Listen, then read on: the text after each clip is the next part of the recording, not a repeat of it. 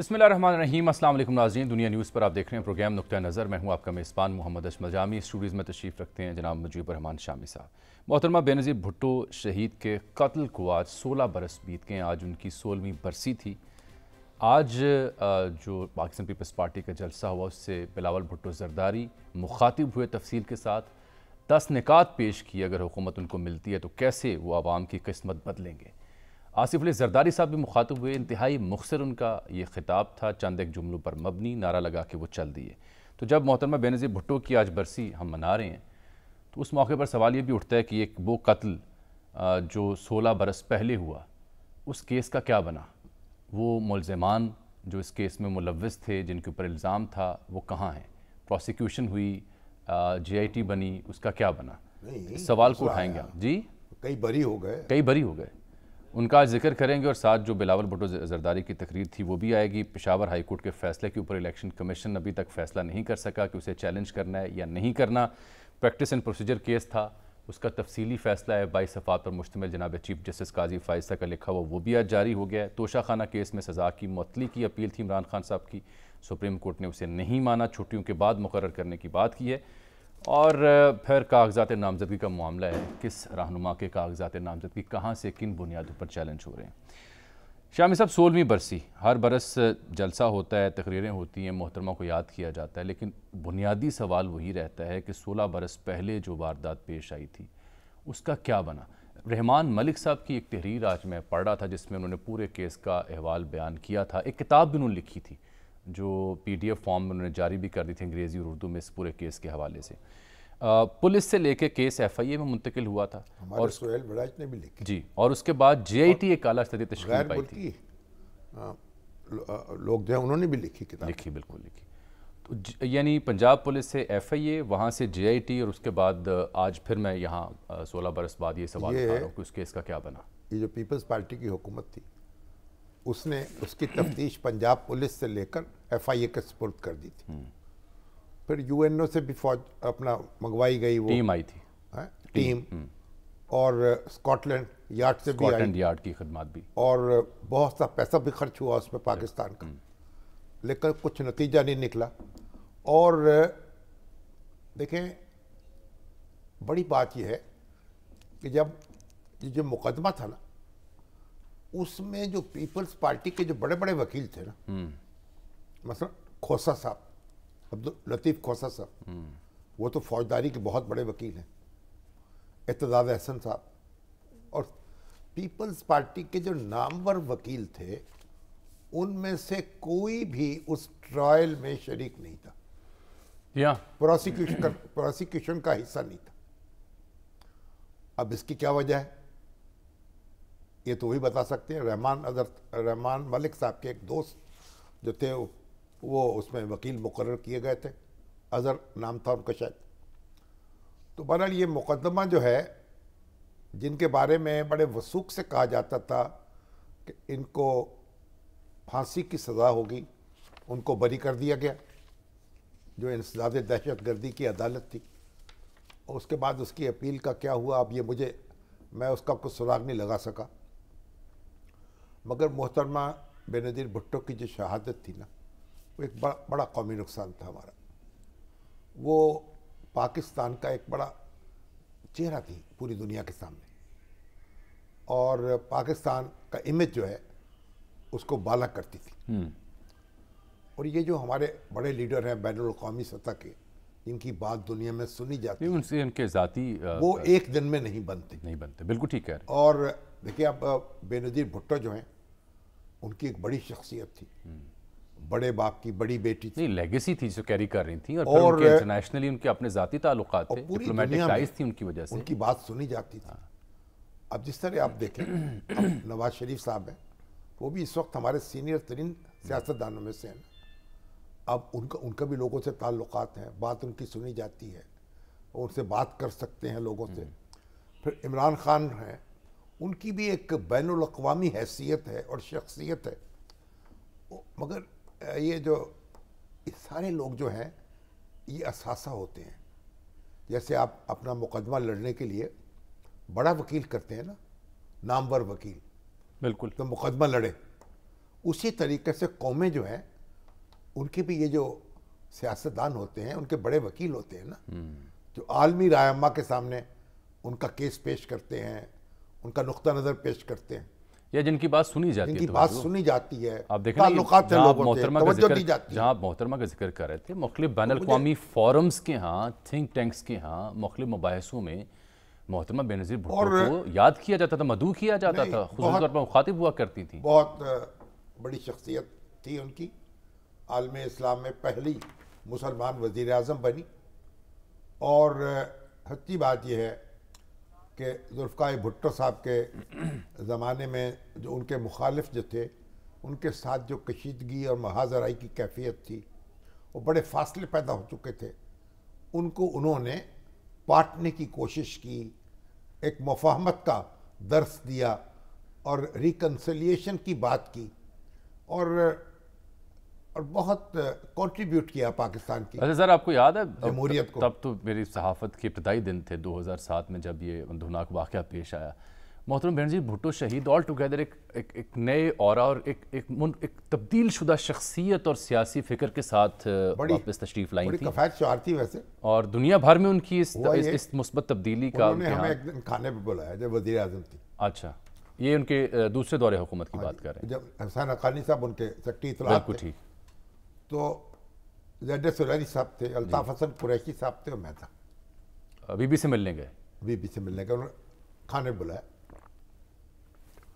तो खाने में सूप था, एक दो सालन थे, चावल थे, मैं कहा शायद एक ही सालन था, और मीठा था इस तरह। मैं साथ एजाज से ये सबको खुशामदीद कह लूँ। उनको कह शाह जी खुशामदीद, आपसे मोहतरम बेनज़ीर भुट्टो कत्ल केस के ऊपर बात करनी है। शामी साहब बीबी से हुई एक मुलाकात का अहवाल बयान कर रहे हैं, आप भी सुनिए और नाज़रीन भी सुनिए। थोड़ी देर बाद आपके पास आता हूँ, साथ ही रहेगा हमारे। जी शामी साहब। तो उन्होंने वो खाना जो हमें खिलाया, बीबी ने, तो ज़ैड सुलैनी साहब ने कहा, बहुत तारीफ़ की खाने की, कि भी बहुत अच्छा खाना खिलाया आपने, इसी तरह सादगी होनी चाहिए और सादा मामला होना चाहिए जो आपने किया है। एकदम वो तो बड़ी हक्का बक्का है, इसको आप सादा कहते हैं? अच्छा, मैंने इतना तकल्लुफ किया है कि सूप खुसूसी तौर पर बनवाया, सूप बनवाया है, चावल है, मीठा है और सालन है, आप इसको सादगी कह रहे हैं? सुलैनी साहब She was shocked. सुलैनी साहब पे मल्टी कोर्स मील के आते होंगे ना। ये सादगी है, ये सादगी, ये इतना तकल्लुफ है। तो उनके यहाँ ये तकल्लुफ था। तो बहरहाल बड़ी मुलाकातें उनसे, 2-3 मुलाकातें रहीं और बड़ी खुशगवार यादें उनसे वाबस्ता हैं। और फिर जब वो उनकी शहादत के बाद तो हम गड़ी खुदा बख्श भी जाते रहे वो उनके जलसे में शरीक होने के लिए। जरदारी साहब जब सदर भी थे, उसके बाद भी एहतमाम होता था उसका। अब ये जो मोहतरमा है, अब जिस दिन ये वाक़या हुआ है, अब बीबीसी की रिपोर्ट थी कि जब ये आ रही थी ना अमेरिका से पाकिस्तान वापस, तो जहाज़ में इनको जो एयर होस्टेस थी, वो जहाज़ में सफ़र कर रहे थे, ज़ल्म खलीलज़ाद भी, यानी उसमें वही कोई डोमेस्टिक फ़्लाइट थी, उसमें जो होस्टेस थी ना, उसने उनको कहा कि मैं आपके लिए स्पेशल कुकीज़ बनवा के लाती हूँ। तो उन्होंने रोक दिया कि नहीं, मैं वज़न कम कर रही हूँ पहले भी। लेकिन कुछ देर के बाद ख्याल आया, उसको फिर बुलाया कि ले आओ, मुझे कौन सा कोई ज़्यादा देर जिंदा रहना है। जी हाँ, ऐसे कई वो इशारों में बात कर चुकी थी, मालूम होता है शायद उन्हें दिखाई दे रहा था कुछ मंजरनामा, पता नहीं, एक से ज़्यादा ऐसे वाक़यात हैं जहाँ वो मुखातिब। बहरहाल उनके जो कातिल हैं, अब उनकी हुकूमत रही मरकज़ में, उनके कातिल जो थे, वो जो जिनको उन्होंने नॉमिनेट किया था, वो तो उनको तो सज़ा मिल नहीं सकी। अब ये मुकदमा कहीं अपील में है या ख़त्म हो गया है? और वो जो अक़वाम मुत्तहिदा के सेक्रेटरी जनरल से जो अपील की गई थी, उसके बाद इंक्वायरी कमीशन बना था जिसका आप जिक्र कर रहे थे, उसने 2010 में अपनी रिपोर्ट पेश की थी और उस वक्त की वफाकी हुकूमत को ज़िम्मेदार करार दिया था कि बेनज़ीर भुट्टो शहीद को एक तो खुसूसी सिक्योरिटी फराहम नहीं की गई, और जाए वो कुआ को जो धोया गया उससे सबूत असल में जो प्रेसिडेंशियल सिक्योरिटी थी ना, अगर वो उनको फराहम की जाती तो वो लोग उस तरह इकट्ठे नहीं हो सकते थे उनके गिर्द। और परवेज़ मुशर्रफ साहब का कहना था کہ اگر وہ گاڑی سے باہر نہ نکالتی اپنے آپ کو اور کھڑی نہ ہوتی کار میں یا جو جیپ تھی جو بھی تھی تو ان پر حملہ نہ ہو سکتا. وہ ان کو ذمہ دار قرار دیتے تھے کہ انہوں نے بے احتیاطی کی. لیکن اگر وہ ان کو سیکورٹی اول تو سیکورٹی پرووائڈ کی جاتی تو ان کو یہ پھر کھڑے نہ ہونے دیا جاتا.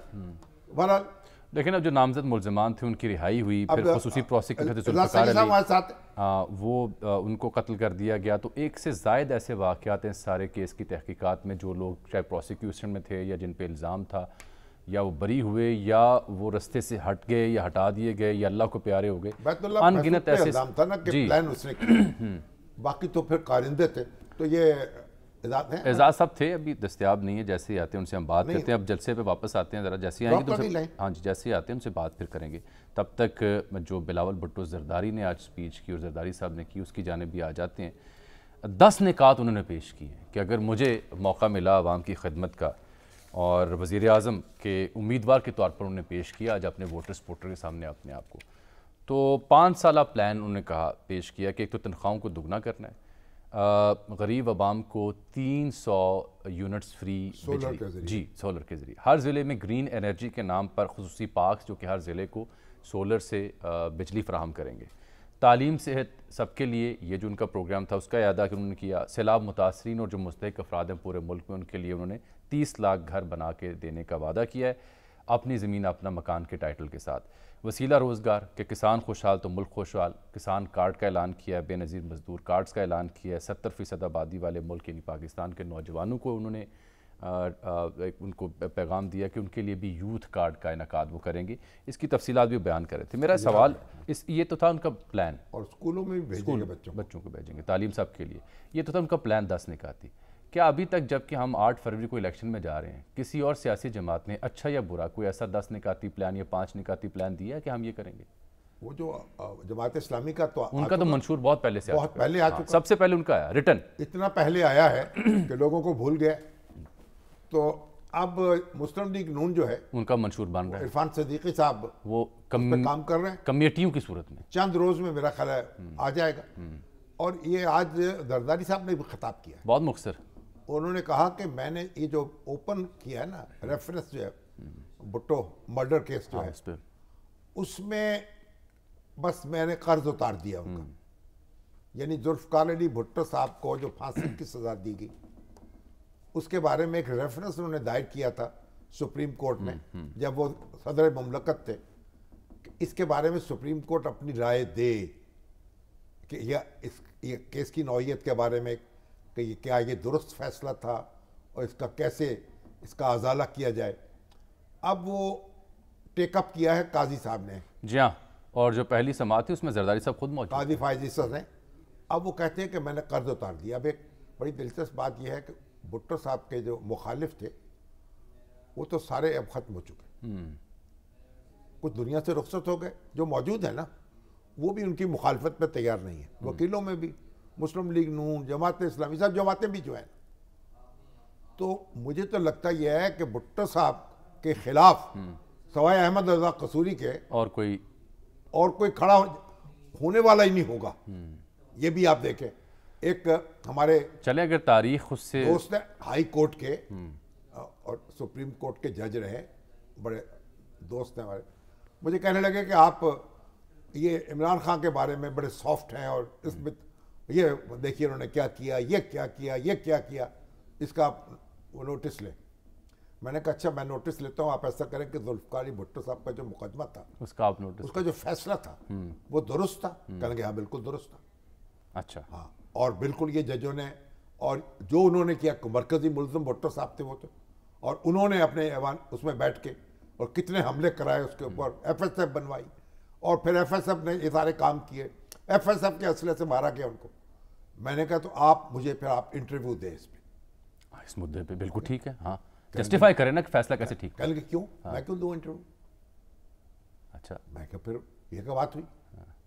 کہنے لگے اچھا میں ایسی اب ایک دشمنی مول لوں پیپلز پارٹی والوں سے. میں کہا جناب بات سنیے، جب آپ ہمیں جو تلقین کر رہے ہیں کہ فلاں سے لڑ جاؤ اور فلاں سے لڑ جاؤ، اس میں جب آپ کی اپنی باری آئی تو پھر آپ کیوں نہیں کچھ آپ کر رہے؟ کچھ اور سوچ رہی ہے.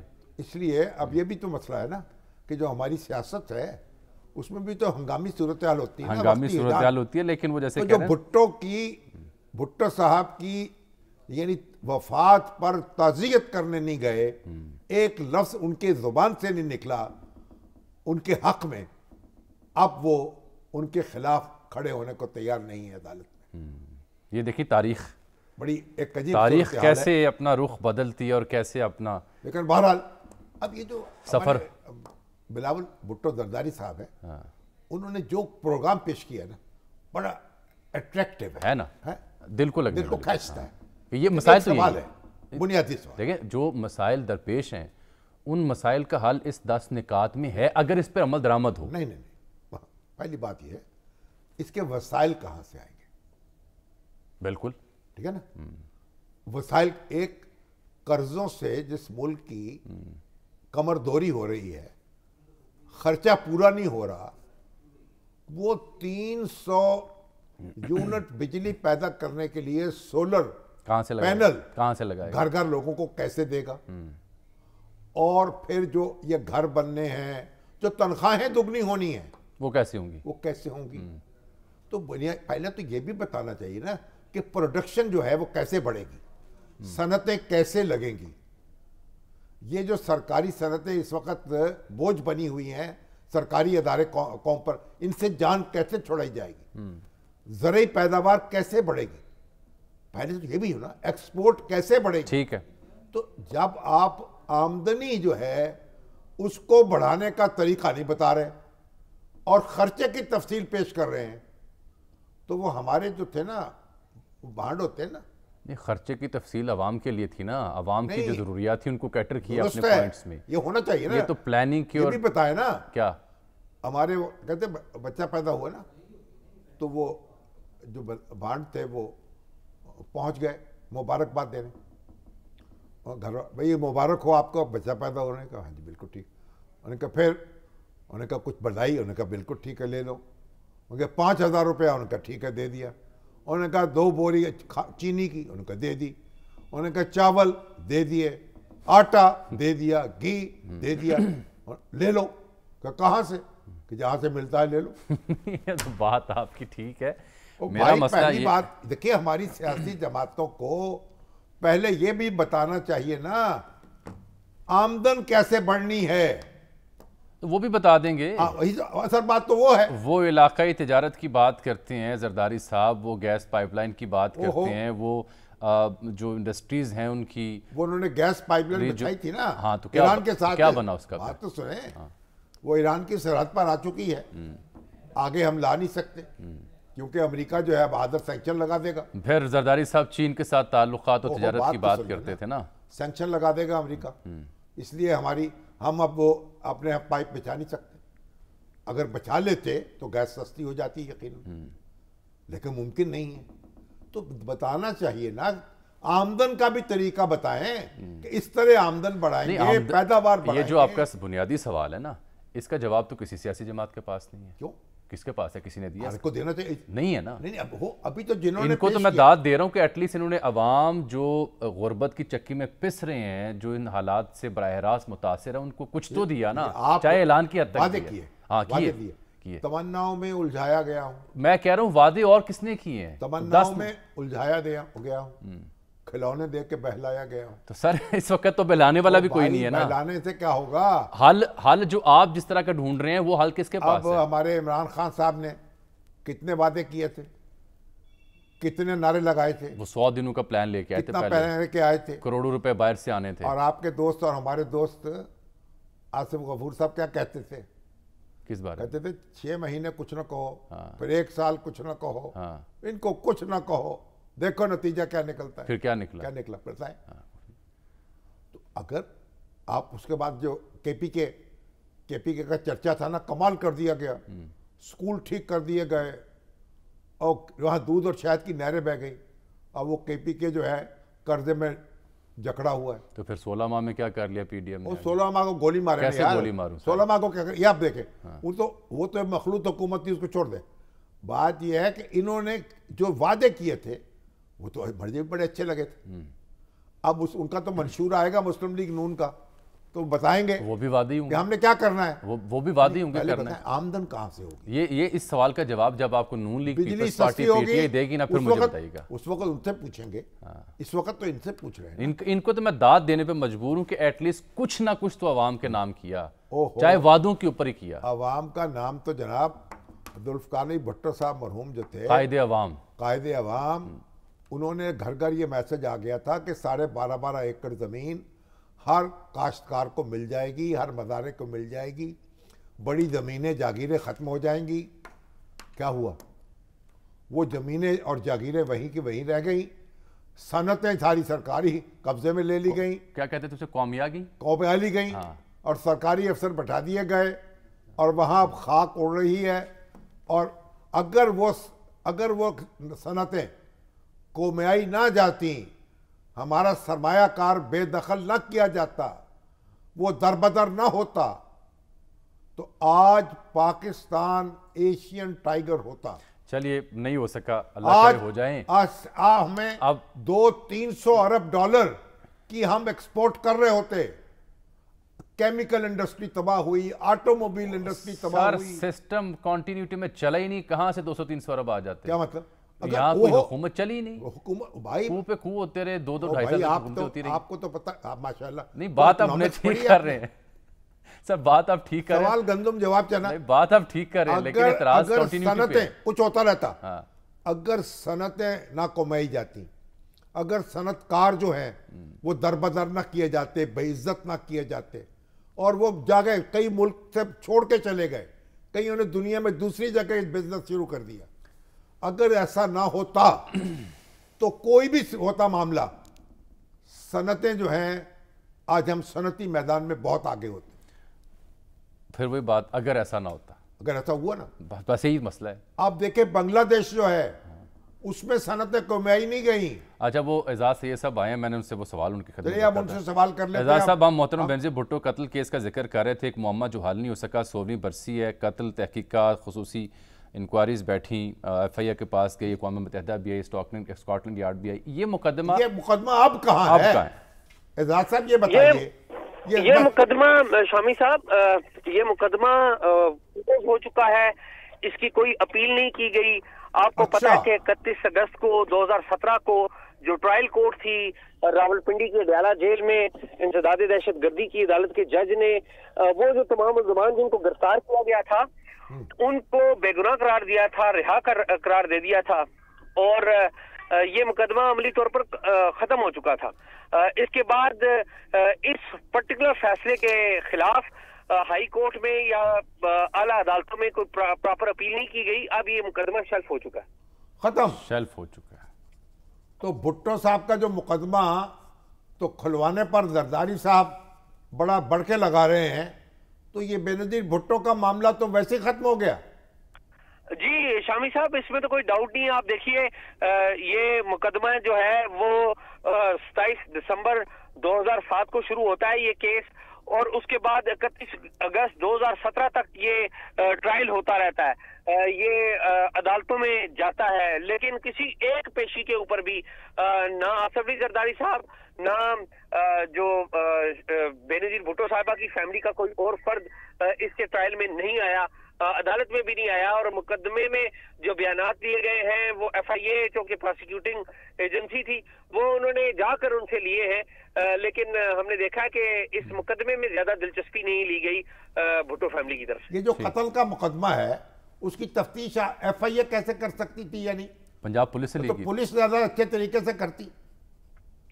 جی پنجاب پولیس کے پاس تھا یہ مقدمہ شروع میں, لیکن ایف آئی اے کے اندر ایک ہے کاؤنٹر ٹیررزم ونگ, CTW سے کہتے ہیں, اس کے پاس اس بات کا اختیار ہے کہ وہ مقدمہ اندراج کر سکتا ہے کوئی بھی دہشت گردی سے ریلیٹڈ, اور اسی تناظر میں یہ مقدمہ ایف آئی اے کے پاس آیا اور ایف آئی اے نے اسے پروسیکیوٹ کیا. نہیں, بعد میں جے آئی ٹی بھی بنی. جی, جو بھی مقدمہ انسداد دہشت گردی ایکٹ کے تحت رجسٹر ہوتا ہے اس میں جے آئی ٹی بنائی جاتی ہے, اور اس میں جے آئی ٹی بنی تھی. خالد قریشی صاحب آخری وقت تک اسے لیڈ کرتے رہے, شروع میں اور لوگ بھی تھے, شروع میں لیکن آپ کو پتا ہے طارق کھوسا صاحب کی سربراہی میں تھی. नहीं, वो तारक खोसा साहब तो DGFIA थे ना, लेकिन जो खालिद कुरैशी है ये CTW के सरबराह थे, ये तहकीकात करते रहे। और जो इसमें बहुत सारे सुकम है, इसमें बेनजीर भुट्टो साहिबा के जो हमला हुआ था उसमें एक नहीं 2 खुदकश हमलावर थे। एक खुदकश हमलावर आज भी जिंदा है, वो पाकिस्तान के ट्राइबल एरियाज और फॉरवर्ड ट्राइबल एरियाज और अफगानिस्तान में ट्रैवल करता रहता है, और ये भी हमारे लोगों को पता है। लेकिन आपको पता है ना वो गिरफ्तार हो सका, ना वो प्रोसिक्यूट हो सका, वो नॉमिनेशन में आया। खुदकुश हमलावर कैसे जिंदा रह गया? जी, जिस पहले हमलावर ने हमला किया था, तो जो स्ट्रेटजी यही थी कि अगर पहला हमलावर कामयाब नहीं होगा तो दूसरा हमलावर जो है वो हमला करेगा।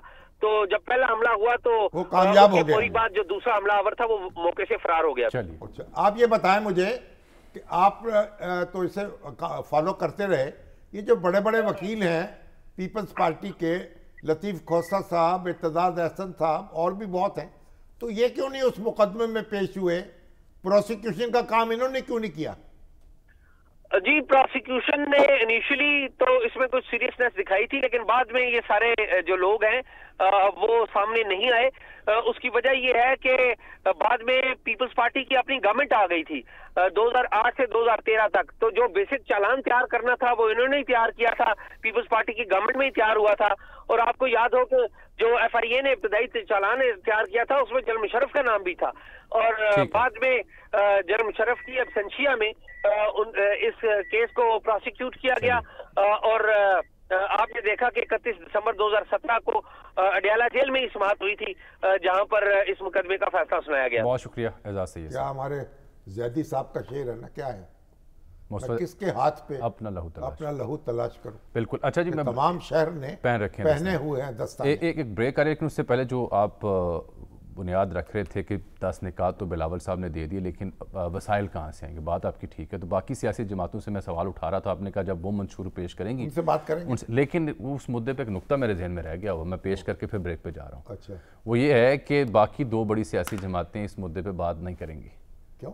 उसकी वजह है एक सियासी और नून लीग। क्यों नहीं? मैं अर्ज करता हूँ, एक सियासी जमात जो है उसको किसी ज़माने में कहती थी वोट को इज्जत दो, अब वही नारा होगा पाकिस्तान तहरीक इंसाफ का, तो लिहाजा दोनों जो है ना वो इस मुद्दे पे उनको आने की फुर्सत नहीं मिलेगी। वो नारा अपनी जगह है, वोट को इज्जत मिलनी चाहिए, और बेचारे जो है अब तो अपनी इज्जत अपने हाथ में भी होती है ना, बस उसी पे फोकस। मगर सवाल यह है कि वो तो खैर आप उन पे बेचारों पे चुस्त करते रहें फिक्रे।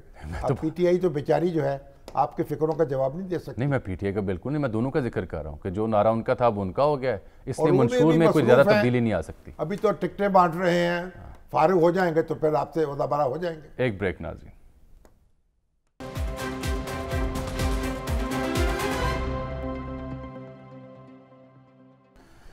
वेलकम बैक नाज़रीन। शामी साहब, आज सदर आरिफ अलवी साहब इन एक्शन आए हैं बड़े तवील अरसे बाद, खामोशी उन्होंने तोड़ी है, गाहे गाहे मुख्तलिफ मामला पे बोलते रहते थे, तो आज उन्होंने ट्वीट किया है कुछ 6:33 पर, पहले अंग्रेज़ी में फिर उर्दू में। वो कहते हैं हमें ऐसी रियासत नहीं बनना चाहिए जहाँ इंसानी हुकूक और वक़ार को बिला खौफ पामाल किया जाए। कागजात छीनना, मुजाहिरीन के ख़िलाफ़ बेरहमाना कार्रवाई और अब 2 हुकूमतों के साबिक़ वज़ीर ख़ारजा के साथ गैर महज़बाना सलूक पर हुक्काम को ज़रूर तवज्जो करनी चाहिए। रिज्जत पसंद दलाइल के ऐसे वाक़यात पहले भी रूनमा हो रहे हैं, मुनासिब नहीं, क्योंकि पाकिस्तान को बदलना होगा, और अगर हम बहसीत कौम इस पर मुत्तफ़िक हैं तो आज से बेहतर कोई और दिन नहीं। मुझे तो 100% इत्तफाक है इससे। एतराज़ करने वाले कहते हैं कि सदर ममलिकत का कलम और उनका ट्विटर हैंडल तब कहाँ था जब PTI के दौरे हुकूमत में उस वक्त की अपोजिशन के साथ कुछ ऐसी सूरत हाल दरपेश थी। ऐसी मैंने तो ऐसा मंजर नहीं देखा। एतराज़ करने वाले नहीं, एतराज़ करने वाले करते रहे। सवाल ये है कि आज जिस तरह शाह महमूद कुरैशी साहब को पुलिस ने डील किया है धक्के लगाते हुए और करते, मैं तो हैरान था। वो वाकई काबिल अफसोस है कि यानी शर्म, अफसोस शर्म की बात है यार। दुनिया यानी क्या शाह महमूद कुरैशी साहब कहीं भागे जा रहे थे? नहीं। क्या उनके साथ उनके हाथ में कोई बंदूक थी? क्या उनको खा जाते, उन पर हमला कर देते? अगर 2 लफ्ज बोल देते तो बोल तो फिर भी लिए उन्होंने। आप ये देखें, मैंने ये मंजर देखा है और मुझे तो शर्म के बारे में जमीन में गड़ गया।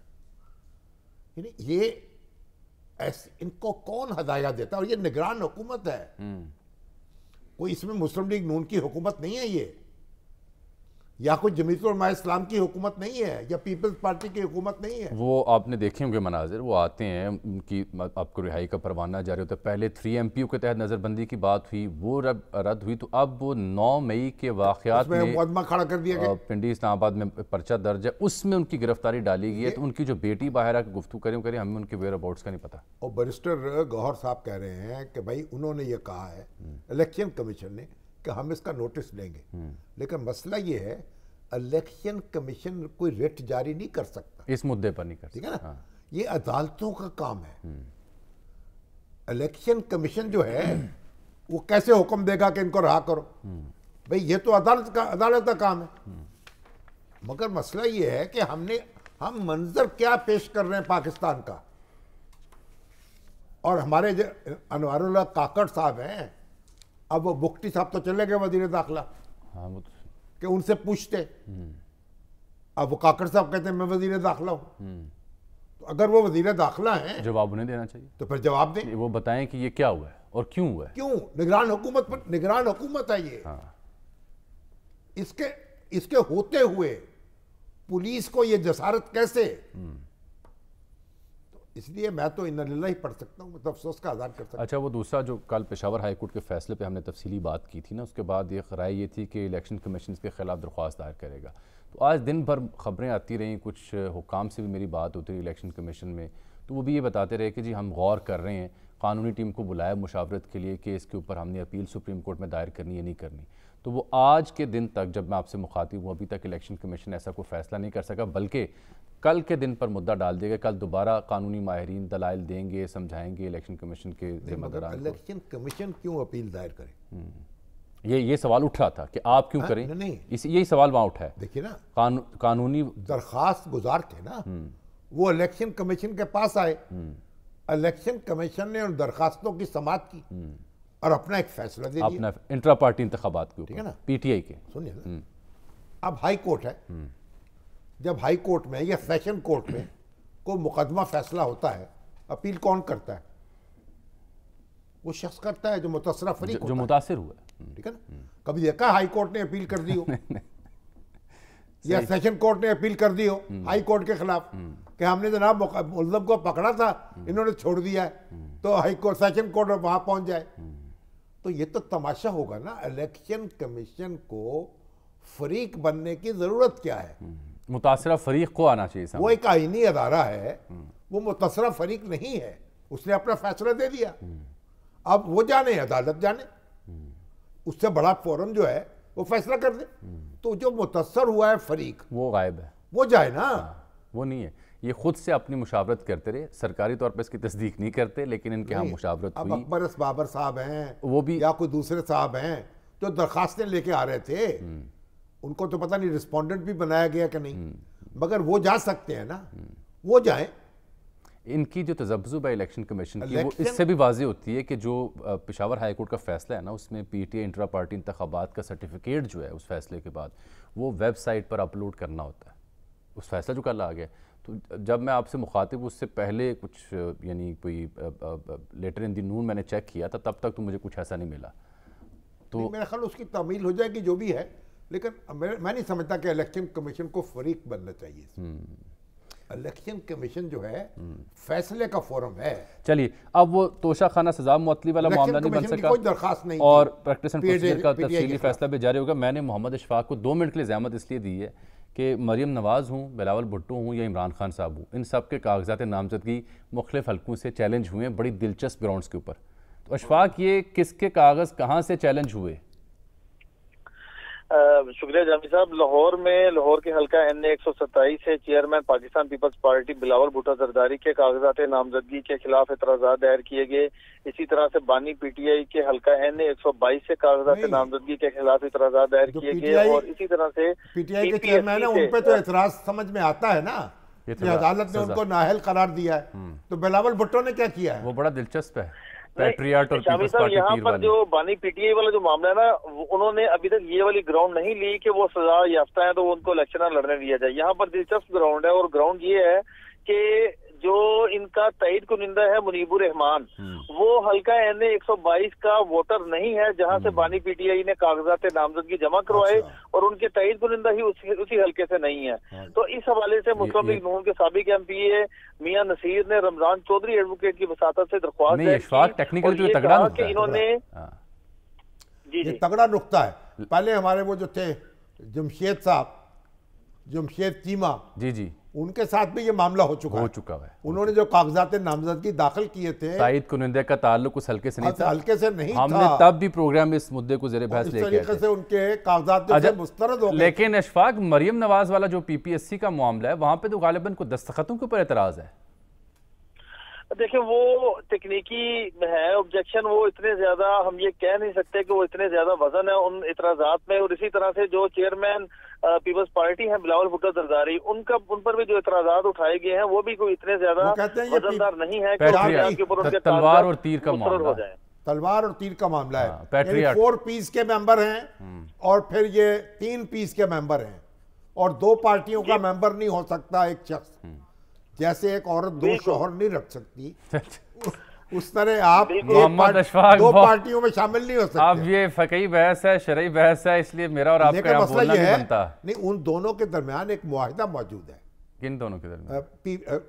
4 پیس کے درمیان اور 3 پیس کے۔ زرداری صاحب نے اپنے حالیہ انٹرویو میں اس کا ذکر بھی کیا۔ ہاں جی، بہت شکریہ جی اشفاق صاحب۔ ناظرین، یہاں ایک بریک۔